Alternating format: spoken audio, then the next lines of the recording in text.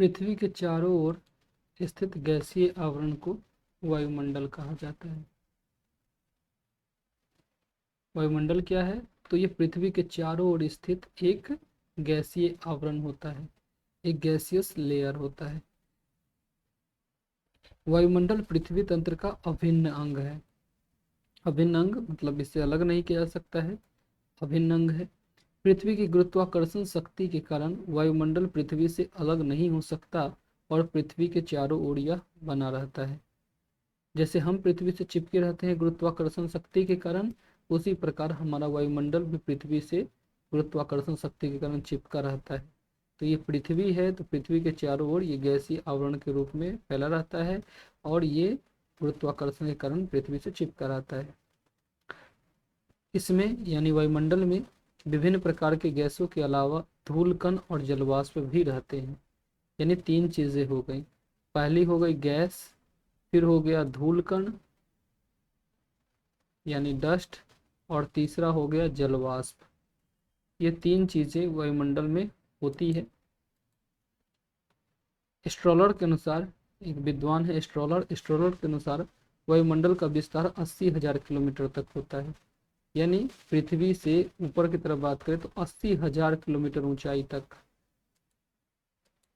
वायुमंडल का विस्तार होता है। इस ऊंचाई तक वायुमंडलीय कण उपस्थित रहते हैं, लेकिन संपूर्ण वायुमंडलीय भार का 97% मात्र 29 किलोमीटर की ऊंचाई तक होता है। यानी वैसे तो वायुमंडल 80,000 किलोमीटर तक ऊंचाई तक है, लेकिन इसका जो टोटल वेट है, जो टोटल भार है, वो 97% भार केवल 29 किलोमीटर तक ही होता है। और उसके 29 किलोमीटर के बाद का जो बहुत ढेर सारा उसका वायुमंडलीय विस्तार है, उसमें मात्र 3% भार होता है। यानी अधिकांश भारी नज़दीक में पाया जाता है, नीचे पाया जाता है, और ऊपर में हल्की वायुमंडल होती है। नासा ने भी इस बात की पुष्टि की है। 29 किलोमीटर की ऊंचाई के बाद वायुमंडल के कण विरल अवस्था में है। विरल मतलब कहीं कहीं है, उतना डेंस नहीं है। 10,000 किलोमीटर के बाद ये परमाणु और आणविक अवस्था में होते हैं। 10,000 किलोमीटर के बाद जाएंगे तो ये परमाणु और आणविक अवस्था में है, बहुत सूक्ष्म हो जाते हैं, बहुत छोटे हो जाते हैं। 80,000 किलोमीटर के बाद पृथ्वी का वायुमंडल सूर्य के वायुमंडल में विलीन हो जाता है। जब 80,000 किलोमीटर के बाद जाएंगे तो वहाँ से सूर्य का वायुमंडल प्रारंभ हो जाता है। अब देखते हैं वायुमंडल के संघटक तत्व और उनकी विशेषताएं, यानी वायुमंडल किन चीज़ों से मिलकर बना होता है, इसका कंपोनेंट या संघटक तत्व कहते हैं। उनकी क्या विशेषताएं हैं, इसके बारे में बात करते हैं। वायुमंडल एक भौतिक संरचना है, हाँ फिजिकल स्ट्रक्चर है, इसमें कोई दिक्कत नहीं है। इसका निर्माण गैस, धूलकण और जलवाष्प से हुआ है। तीन चीजें हो गई, हमने कहा गैस, डस्ट और वाटर वेपर यानी जलवाष्प है। वायुमंडल के संघटक तत्व गैस, धूलकण और जलवाष्प है। संघटक यानी बनने वाले किन चीजों से है इसके, तो गैस, धूलकण और जलवाष्प से बना है। तो वायुमंडल के संघटक तत्व यही तीनों हो गए। भारी गैस वायुमंडल के निचले भाग में पाई जाती है, हल्की गैस ऊपरी भाग में चली जाती है। ये विशेष रूप से ध्यान रखेंगे, वायुमंडल में जो भारी गैस होती है वायुमंडल के निचले वाले एरिया में है, और हल्की गैस ऊपर वाले एरिया में। CO की उपस्थिति 80 किलोमीटर तक होती है। कार्बन डाइऑक्साइड है वो 80 किलोमीटर तक है, जबकि ऑक्सीजन एवं नाइट्रोजन की उपस्थिति 150 किलोमीटर तक होती है। इसके ऊपर हीलियम और हाइड्रोजन गैसें पाई जाती है। तो सबसे ऊपर हीलियम और हाइड्रोजन हो गया, ठीक है। वायुमंडलीय धूल कण एवं जलवाष्प की उपस्थिति मुख्यतः निम्न वायुमंडल में है। धूल कण और जलवाष्प, जो ये धूल कण और जलवाष्प तीन चीज हो गई, गैस, धूल कण और जलवाष्प। तो गैस तो हो गई, गैस की ये विशेषता हो गई। अब धूल कण और जलवाष्प भी लोअर वायुमंडल में है, नीचे नीचे वायुमंडल में पाए जाते हैं, लेकिन मध्यवर्ती भाग में भी धूल कण पाए जाते हैं। आकाशीय पिंडों के विखंडन से भी धूल कण पाए जाते हैं। तो वो धूल कण और जलवाष्प वैसे तो नीचे मिलते हैं, लेकिन बीच वाले भाग में भी धूल कण पाए जा सकते हैं। और आकाशीय पिंड जब टूटते हैं तो उसमें भी डस्टिंग होती है। जब दो चीज़ें टूटेंगी तो आप जानते हैं उसमें डस्ट निकलते हैं। तो आकाशीय पिंड का जब भी विखंडन होता है तो वहाँ भी ब्रह्मांडीय धूलकण का निर्माण होता है। वायुमंडल में संरचनात्मक विशेषताओं के आधार पर कई संकेंद्रीय पेटियां पाई जाती है, जो तापीय परिवर्तन पर आधारित है। यानी जैसे जैसे ऊपर जाएंगे, उस ऊपर जाने के बाद कई तरह की यहाँ पे पेटियां मिलेंगी आपको इस तरीके से। और ये पेटियों का निर्धारण तापमान में परिवर्तन के आधार पर किया गया है। जो ताप कि इस पेटी में इतना है, इस पेटी में इतना है, इस पेटी में इतना है। तो ये इस आधार पर तापीय परिवर्तन पर आधारित कई संकेंद्रीय पेटियों का निर्माण किया जाता है। सामान्यतः वायुमंडल के निम्न भाग में तापमान का ह्रास होता है। जो सामान्यतः नीचे वाला वायुमंडल है इसमें तापमान में कमी होती है। पुनः ओजोन के क्षेत्र में तापमान में वृद्धि होती है, और जिसमें ओजोन मिलेगा उसमें वृद्धि होती है। इसके ऊपर पुनः कमी होती है। अभी ये चीज़ आपको आगे फिर से समझ में आएगी जब हम लोग क्षोभ मंडल, सप्ताप मंडल, मध्य मंडल की बात करेंगे। क्षोभ मंडल में जो नीचे वाला होता है वायुमंडल के निम्न भाग में तापमान में कमी होता है। फिर समताप मंडल, ओजोन के क्षेत्र में तापमान में वृद्धि होती है, और उसके ऊपर फिर मध्य मंडल में पुनः कमी होती है। अंततः ताप मंडल में और उसके ऊपर तापमान में वृद्धि होती है, और इसके बाद पुनः कमी होने लगती है। तो ये बातें हम लोग पढ़ेंगे, अभी आगे जस्ट पढ़ेंगे। अभी यहाँ पे अगर ये नहीं भी समझ में आती है तो बहुत परेशान होना नहीं है। वायुमंडल के अंतर्गत अनेक प्रकार की गैसें पाई जाती है। वायुमंडलीय संरचना के अंतर्गत अनेक प्रकार की गैसें पाई जाती है। तीन चीजें हैं, गैस, धूल कण, जल वाष्प। तो गैस कई प्रकार के हैं। नाइट्रोजन और ऑक्सीजन सर्वाधिक महत्वपूर्ण है। नाइट्रोजन और ऑक्सीजन सर्वाधिक महत्वपूर्ण है। 25 किलोमीटर की ऊंचाई तक शुष्क वायु के आयतन का नाइट्रोजन 78% और ऑक्सीजन लगभग 21 किलोमीटर तक होता है। वायुमंडल में नीचे के 25 किलोमीटर की बात करें तो वहाँ पर नाइट्रोजन 78% और ऑक्सीजन लगभग 21% होता है। यानी 70% आपका नाइट्रोजन और 21% आपका ऑक्सीजन हो गया। सतह से 25 किलोमीटर ऊंचाई के अंतर्गत कुल गैसीय भार का 99.2% इन्हीं दो गैसों का होता है। 25 किलोमीटर तक पूरा वायुमंडल अगर 100 kg का है तो उसमें 99.02 kg केवल यही दो गैस होती है। कौन गैस? तो ये होती है नाइट्रोजन और ऑक्सीजन। कुछ और अन्य महत्वपूर्ण गैसों में organ, carbon dioxide, neon, helium, ozone, hydrogen का स्थान है। ठीक है। सामान्यतः 80 किलोमीटर की ऊंचाई तक यह अनुपात कायम रहता है। जैसे जैसे हम ऊपर जाते हैं 80 किलोमीटर की ऊंचाई तक यह अनुपात जो है इसका कायम रहता है। क्या अनुपात? तो ये जो 78% और 21% का अनुपात है ये कायम रहता है। तो 80 किलोमीटर तक, कितने किलोमीटर तक? 80 किलोमीटर तक। इसके बाद अनुपात में परिवर्तन होता है और हाइड्रोजन और हीलियम की मात्रा बढ़ने लगती है। तो 80 किलोमीटर की अधिक से ऊंचाई पर विभिन्न गैसों के अलग अलग स्तर कायम होते हैं, जिनमें 4 स्तर बहुत महत्वपूर्ण होते हैं। 4 स्तर बहुत महत्वपूर्ण होते हैं। अणु नाइट्रोजन स्तर, ये 90 से 120 किलोमीटर तक होते हैं। कौन? अणु नाइट्रोजन स्तर 90 से 120 किलोमीटर तक। परमाणु ऑक्सीजन स्तर 200 से 400 किलोमीटर तक ये होते हैं। हीलियम स्तर 1100 से 3500 किलोमीटर के बीच, और परमाणु हाइड्रोजन स्तर ये 3500 से 10,000 किलोमीटर की ऊंचाई तक होते हैं। ठीक है। देखिए फिर देखिए एक बार, 25 किलोमीटर की ऊंचाई के अंतर्गत कुल गैसीय भार का 99% दो गैसों का होता है। कुछ अन्य महत्वपूर्ण गैस है argon, carbon dioxide, neon, helium, ozone, hydrogen. 80 kilometre तक जो अनुपात है, रेशियो, ये जो है नाइट्रोजन और ऑक्सीजन का, ये लगभग बना रहता है। ठीक है, बना रहता है। इसके बाद ये परिवर्तित होता जाता है। हाइड्रोजन एवं हीलियम की मात्रा वहाँ बढ़ने लगती है। 80 किलोमीटर से अधिक ऊंचाई पर विभिन्न गैसों के अलग अलग स्तर कायम हो जाते हैं। नानो नाइट्रोजन स्तर 90 से 120 किलोमीटर, परमाणु ऑक्सीजन स्तर 200 से 400 किलोमीटर, हीलियम स्तर 1100 से 3500 किलोमीटर, और परमाणु हाइड्रोजन स्तर 3500 से 10,000 किलोमीटर की ऊंचाई तक आपके मिलते हैं। वायुमंडल के गैसीय वितरण में ओजोन का भी विशेष महत्व होता है। जो ओजोन है इसका भी विशेष महत्व है वायुमंडल के गैस में। ओजोन की उपस्थिति 50 किलोमीटर की ऊंचाई तक होती है। 50 किलोमीटर तक ऊंचाई तक ओजोन मिलता है, लेकिन 15 से 35 किलोमीटर के बीच अधिक सघनता के कारण इसे ओजोन परत कहा जाता है। ओजोन वैसे तो 50 किलोमीटर की ऊंचाई तक मिलता है, लेकिन 15 से 35 किलोमीटर के बीच चूंकि इसकी अधिक डेंसिटी होती है या अधिक सघन होता है, इसलिए इसी को ओजोन परत कहा जाता है।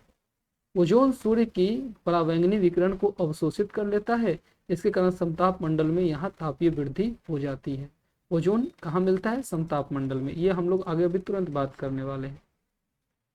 तो देखेंगे 15 से 35 किलोमीटर के बीच ओजोन परत पाई जाती है यहाँ, क्योंकि यहाँ ओजोन ज़्यादा सघन है। ओजोन सूर्य की परावैंगनिक किरणों को अवशोषित कर लेता है, इसके कारण समताप मंडल में तापमान में वृद्धि हो जाती है। तो गैस की ये विशेषताएं आपकी हो गई। अब बात करते हैं धूल कण की। तो धूल कण जो है यह मुख्यतः निम्न वायुमंडल में मौजूद रहते हैं, लोअर वायुमंडल में धूल कण होता है। इसे दो भागों में हम बांट सकते हैं, टेरेस्ट्रियल धूलकण यानी पार्थिव धूलकण और ब्रह्मांडीय धूलकण। ब्रह्मांडीय धूलकण जो ब्रह्मांड में होगा, पार्थिव धूलकण जो पृथ्वी के नजदीक होगा। पार्थिव धूलकण की उपस्थिति 5 किलोमीटर और अधिकतम 12 किलोमीटर तक है। यह धूलकण ही बादलों के निर्माण का आधार होता है। बादल बनने के लिए दो चीज चाहिए, एक चाहिए डस्ट, फिर आपको चाहिए वाटर वेपर। तो बादल बनने के लिए दो चीज चाहिए, एक डस्ट और वाटर वेपर। अब डस्ट वाटर वेपर तो जलवाष्प तो नीचे मिल ही जाएगा, अभी आगे पढ़ेंगे। डस्ट कहाँ से आएगा, तो ये डस्ट पार्थिव धूलकण होते हैं, टेरेस्ट्रियल धूलकण होते हैं, और इससे ही बादलों का निर्माण होता है। क्योंकि ब्रह्मांडीय धूलकणों की उपस्थिति 50 किलोमीटर से अधिक ऊंचाई पर मिलती है। ब्रह्मांडीय कणों के विखंडन के कारण होता है। ब्रह्मांड में जो कण है उनका जब विखंडन होता है तो इससे आपको ब्रह्मांडीय धूलकण की उपस्थिति होती है। एक बादल होता है नोक्टिल्यूसेंट क्लाउड यानी निशादीप्त बादल, इसका निर्माण इन्हीं धूलकणों के द्वारा होता है। फिर आते हैं जलवाष्प पे। जलवाष्प जो है, जलवाष्प ये भी निम्न वायुमंडल में मौजूद होते हैं। जलवाष्प की उपलब्धि सामान्यतः 12 किलोमीटर की ऊंचाई तक होता है, लेकिन कुछ कण 50 किलोमीटर से अधिक ऊंचाई पर भी पाए जाते हैं। जनरली ये 12 किलोमीटर, नीचे से 12 किलोमीटर की हाइट तक मिलेगा, लेकिन कुछ 50 किलोमीटर से अधिक ऊंचाई पर भी पाए जाते हैं। समताप मंडल में तापीय वृद्धि के प्रभाव से जब ये जलवाष्प ओजोन स्तर को पार कर जाता है तो घनीभूत होने लगता है और निशादीप्त बादल के रूप में मौजूद होता है। समताप मंडल में तापीय वृद्धि के प्रभाव से जब यह जलवाष्प ओजोन स्तर को पार कर लेता है तो घनीभूत होने लगता है। क्या मतलब हुआ, तो समताप मंडल में तापीय वृद्धि होती है, क्योंकि समताप मंडल में परावैंगनी किरणों का अवशोषण होता है तो वहां का तापमान बढ़ जाता है।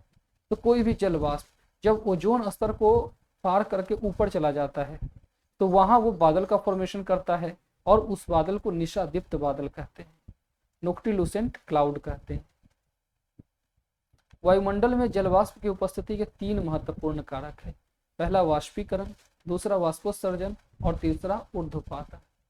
वायुमंडल में जलवाष्प की उपस्थिति के 3 कारण कौन कौन हुए, वाष्पीकरण, फिर वाष्पोत्सर्जन, फिर ऊर्ध्वपातन। वाष्पीकरण यानी जो आपका वाटर वेपरिंग होता है, वाष्पोत्सर्जन ये भी इसी से संबंधित है, ऊर्ध्वपातन ऊपर उठना। तो ये वायुमंडल के संघटक तत्व और उनकी विशेषताओं की बात होती है। अब होती है वायुमंडल की लंबवत संरचना। वायुमंडल की लंबवत संरचना,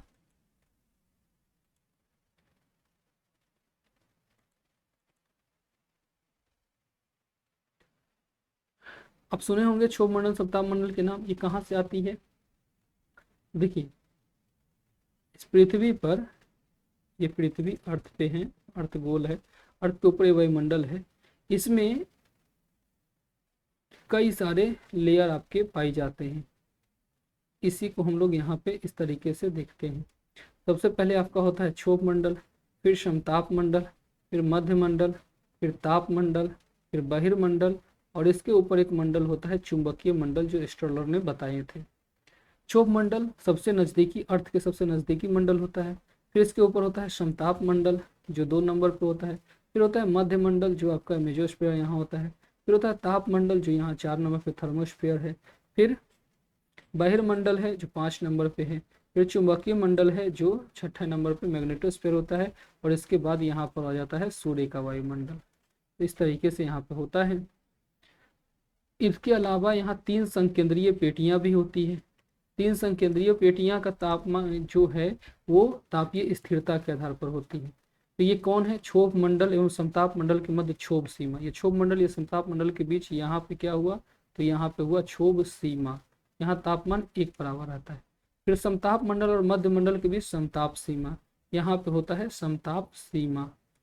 फिर मध्य मंडल और ताप मंडल के बीच मध्य सीमा, मध्य मंडल और ताप मंडल के बीच यहाँ मध्य सीमा। तो ये 3 इस तरीके से संकेंद्रीय पेटियां होती है जो तापीय स्थिरता के आधार पर होती है, और ये जो 6 मंडल है ये उनके तापीय विभाजन के आधार पर होता है। इन तीनों की मोटाई क्रमशः 1.5 किलोमीटर, क्षोभ सीमा की मोटाई 1.5 किलोमीटर, समताप सीमा की ऊंचाई 5 किलोमीटर और मध्य सीमा की ऊंचाई 10 किलोमीटर होती है। बाह्य मंडल में भी संक्रमण पेटियां हो सकती है, ये सब मंडल में भी संक्रमण पेटियां हो सकती है। संक्रमण पेटियां कहने का मतलब है जो इस लेयर में क्षोभ मंडल और समताप मंडल के दोनों की विशेषता होंगे। अब आइए एक एक करके देखते हैं। तो सबसे पहला है क्षोभ मंडल, जिसको हम लोग कहते हैं ट्रोपोस्फेयर। क्षोभ मंडल की अधिकतम ऊंचाई विषुवत रेखा पर एवं न्यूनतम ऊंचाई ध्रुवों पर होती है। क्षोभ मंडल की अधिकतम ऊंचाई विषुवत रेखा पर और न्यूनतम ऊंचाई ध्रुवों पर होती है।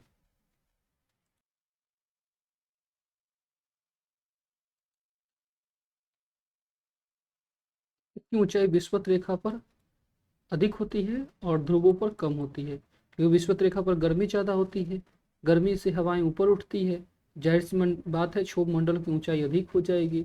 और न्यूनतम ऊंचाई ध्रुवों पर होती है, यानी ध्रुवों पर हवाएं नीचे बैठती हैं, तो यहाँ इसकी ऊंचाई कम होती है। इसे हम लोग वायु वाले सेक्शन में भी फिर से देखेंगे। विषुवत रेखीय ऊंचाई का प्रमुख कारण संवहन एवं वायु का लंबवत रूप से ऊपर उठना है, ये बता दिया गया जो मैंने अभी बताया आपको। वायुमंडलीय परिवर्तन, ताप विकिरण, ताप संचलन, ताप वहन की क्रिया होती है।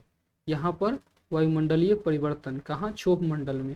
क्षोभ मंडल में वायुमंडल में परिवर्तन होता है, ताप विकिरण, सोलर रेडिएशन, ताप संचलन, ताप वहन, यानी यहाँ पे किसी भी प्रकार की तापीय परिवर्तन की क्रिया होती है। अधिकतर जलवाष्प एवं धूल कण इसी परत में पाए जाते हैं। सबसे नजदीकी है पृथ्वी के, ये पृथ्वी है तो पृथ्वी के सबसे नजदीक में है क्षोभ मंडल, तो अधिकतर जलवाष्प धूल कण इसी परत में पाए जाते हैं। बादलों का निर्माण, बिजली का चमकना, गरजना इसी पेटी में होता है। इन कोई भी मौसम परिवर्तन इसी में होता है। मौसम परिवर्तन की घटनाएं होती है, ऊपरी सीमा पर जेट हवाएं चलती है। यहाँ एक विशेष प्रकार की पवन चलती है जिसे जेट हवाएं कहते हैं। यहाँ ऊंचाई के साथ ताप में कमी होती है। और फिर देखिए, ऊंचाई विषुवत रेखा पर अधिकतम है और ध्रुवों पर न्यूनतम है। ऊंचाई का कारण क्या है? तो संवहन एवं वायु का लंबवत ऊपर उठना। यहाँ पर वायुमंडलीय परिवर्तन, ताप विकिरण, ताप संचलन, ताप वहन की क्रिया होती है। अधिकतर जलवाष्प और धूल कण इसी परत में मिलते हैं। बादलों का निर्माण, बिजली का चमकना, गरजना इसी पेटी में होता है, यानी मौसम परिवर्तन की घटनाएं यहाँ होती है। ऊपरी सीमा पर जेट हवाएं चलती है और यहाँ ऊंचाई के साथ ताप में कमी होती है, यानी जैसे जैसे ऊंचाई के साथ यहाँ बढ़ेंगे, यहाँ तापमान में डिक्रीजमेंट आती जाएगी। दूसरा समताप मंडल स्ट्रेटोस्फीयर की बात करते हैं। समताप मंडल स्ट्रेटोस्फीयर की बात करते हैं।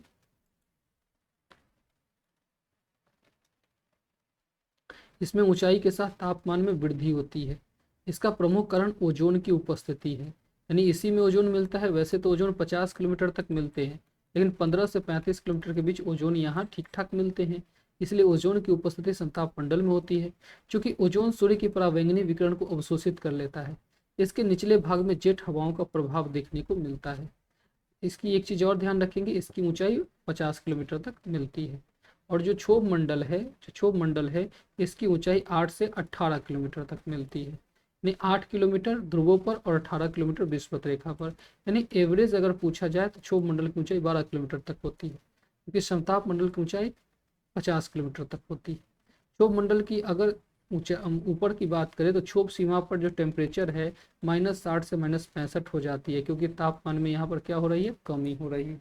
तो क्षोभ सीमा तक पहुँचते पहुँचते, यानी क्षोभ मंडल के ऊपरी लेयर तक पहुँचते पहुँचते ऊंचाई यहाँ तापमान हो जाता है -60 से -65 डिग्री। और समताप मंडल में चूंकि ऊंचाई के साथ तापमान में वृद्धि होती है, इसलिए समताप सीमा पर तापमान होता है 0 डिग्री सेल्सियस। यहाँ ऊंचाई के साथ तापमान में क्या होती है? वृद्धि होती है। फिर है मध्यमंडल आपका। मध्यमंडल में ओजोन की कमी के कारण अब तापमान में कमी होती है एवं नोक्टिल्यूसेंट बादल का निर्माण होता है। यहाँ एक विशेष प्रकार के बादल बनते हैं जिसे निशादीप्त बादल या नोक्टिल्यूसेंट क्लाउड कहते हैं। और यहाँ वापस से तापमान में कमी होती है तो -100 डिग्री सेल्सियस तापमान यहाँ पे पहुँच जाता है। फिर तापमंडल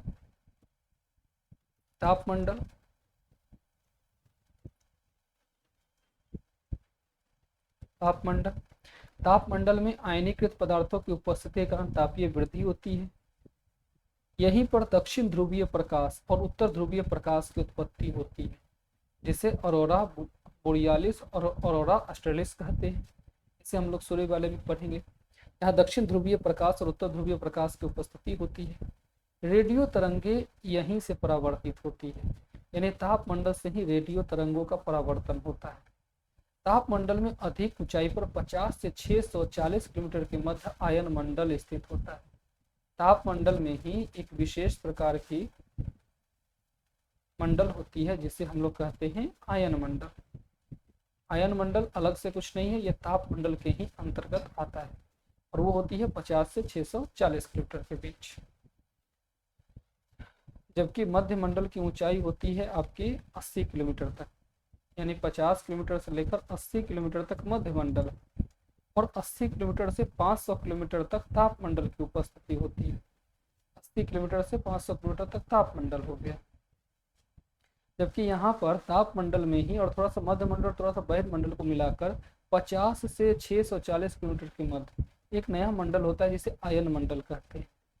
100 से 300 किलोमीटर के मध्य स्वतंत्र आयनों की संख्या सर्वाधिक होती है। यहाँ विद्युत एवं चुंबकीय घटनाएं होती है तथा ब्रह्मांडीय किरणों का परिलक्षण होता है या ब्रह्मांडीय किरणें कॉस्मिक रेज चलती हैं।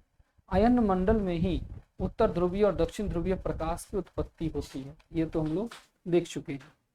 और रेडियो तरंगे यहीं से परावर्तित होती है, ये बात हम लोग देख चुके हैं, इसे दोबारा देखने की जरूरत नहीं। यहाँ 3 परत पाई जाती है, जो 100 से 300 किलोमीटर के बीच ये हुआ है, यहाँ 3 परत पाई जाती है। इसी का नाम है डी परत, ई परत और एफ परत। डी परत 60 से 100 किलोमीटर तक होती है, यहाँ से मध्यम तरंगे रिफ्लेक्ट होती हैं। ई परत 90 से 130 किलोमीटर तक होता है, यहाँ से मध्यम तरंगों का परावर्तन होता है। और एक परत 130 से 300 किलोमीटर तक होती है, यहाँ से रेडियो की लघु तरंगों का परावर्तन होता है। अब है बहिर्मंडल। बहिर्मंडल में तापीय वृद्धि तीव्रता से होती है। यहाँ आयनीकृत पदार्थों की उपलब्धता भी अधिक होती है। यहाँ हाइड्रोजन, ऑक्सीजन, हीलियम के अणु या परमाणु पाए जाते हैं। बहिर्मंडल में तापीय वृद्धि तीव्रता से होती है तो तापमान 500 डिग्री सेल्सियस तक पहुंच जाता है।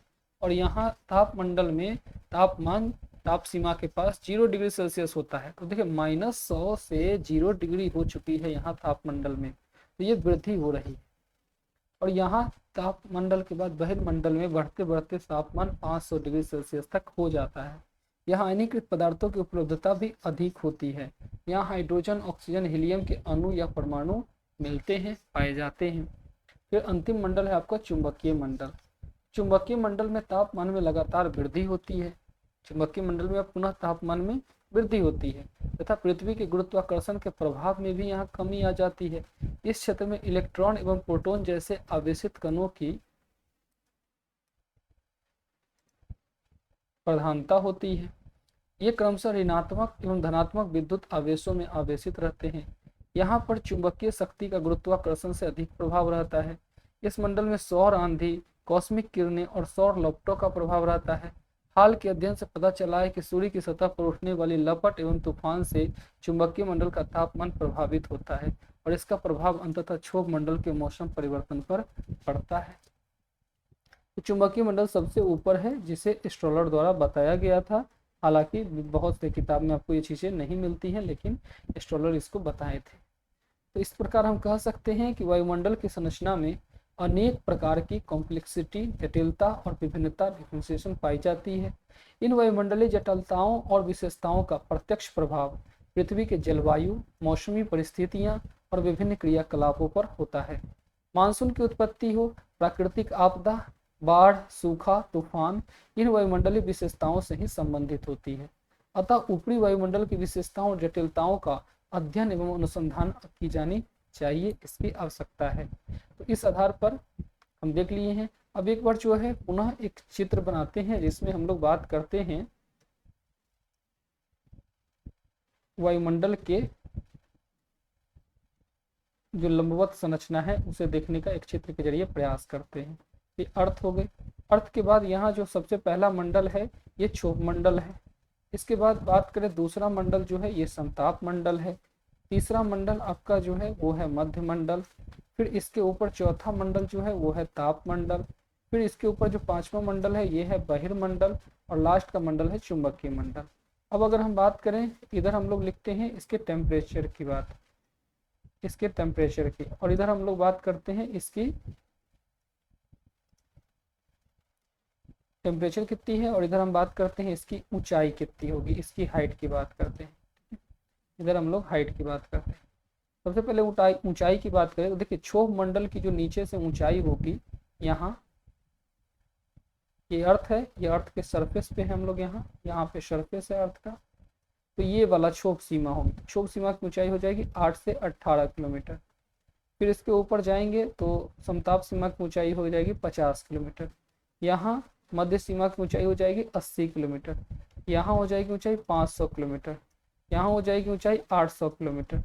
और यहाँ इसकी ऊंचाई जो है ये 80,000 किलोमीटर की ऊंचाई तक ये मिलेगी। तो ये 8 से 18 किलोमीटर क्षोभ मंडल, 50 किलोमीटर तक समताप मंडल, फिर मध्य मंडल 80 किलोमीटर तक, फिर ताप मंडल 500 किलोमीटर तक, फिर यहाँ 800 किलोमीटर तक आपका बहिर्मंडल हो गया, और चुंबकीय मंडल 80,000 किलोमीटर की ऊंचाई तक यहाँ हो गई। अगर टेम्परेचर की बात करें तो यहाँ पे टेम्परेचर -60 से 65 डिग्री सेल्सियस हो जाती है, ये माइनस में होता है। फिर यहाँ समताप मंडल में चूंकि तापमान बढ़ती है 0 डिग्री सेल्सियस पहुँच जाता है। यहाँ पे पुनः तापमान घटने लगती है तो ये -100 डिग्री सेल्सियस पहुँच जाता है। और यहाँ तापमंडल में पुनः ऊंचाई के साथ तापमान में वृद्धि होती है तो 25 डिग्री सेल्सियस हो जाता है। यहाँ फिर 500 किलोमीटर तक टेम्परेचर पहुँच जाता है, और यहाँ पहुँचकर 2000 सेंटीग्रेड डिग्री सेल्सियस तापमान हो जाता है। देखिए क्षोभ मंडल में तमाम प्रकार के मौसम परिवर्तन, बादल वगैरह बनते हैं। यहाँ एक बादल बनता है जिसे लगते हैं नॉक्टिलोसेंट क्लाउड, और यहीं वायुयान भी उड़ाया जाता है। यहाँ वायुयान उड़ाए जाने के मतलब मिलता है, क्योंकि मौसम शांत होता है, किसी भी प्रकार का मौसम परिवर्तन नहीं होता है। मध्य मंडल में आपके जो है यहाँ जो बादल बनते हैं इसे मुक्ताभी मेघ कहते हैं, मुक्ताभी बादल कहते हैं, मदर ऑफ पर्ल क्लाउड कहते हैं। मुक्ताभी